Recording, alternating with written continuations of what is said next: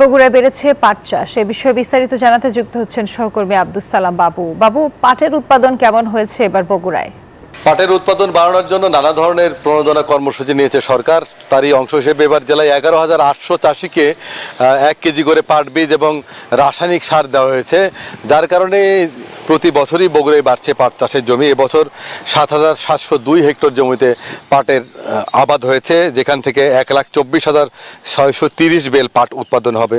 মূলত চৈত্র মাসে বীজ বপন করার পর আষাঢ় এবং শ্রাবণ মাসে পাট উত্তোলন করে এবং সেটা পানিতে ধুয়ে পানিতে ভিজানোর পর সেখান থেকে সোনালী আঁশ সংগ্রহ করে থাকে। মোটামুটি খরচ কম হয় পাট চাষ করে থাকে বগুড়ার চাষিরা।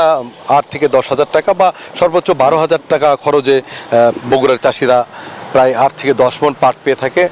এবছরও পাটের বেশ ভালো ফলন আমরা দেখতে পাচ্ছি এবং গাছগুলো সব বেড়ে উঠছে। সবুজ গাছগুলো চাষিদেরকে স্বপ্ন দেখাচ্ছে যে এই গাছগুলো বড় হবে এবং এই গাছ থেকেই সোনালী আঁশ পাবে, এবং যার মধ্য দিয়ে বগুড়ার চাষিরা এবছর যদি ভালো ফলন পায় তারা আগামী বছরে আরও বেশি জমিতে পাট চাষ করবে।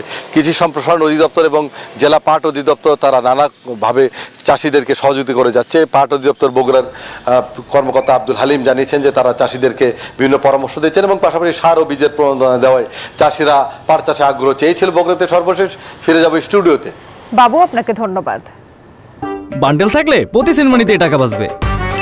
বিকাশ সেনমানি বান্ডেল কিনে জিতুন প্রতি লেনদেনে।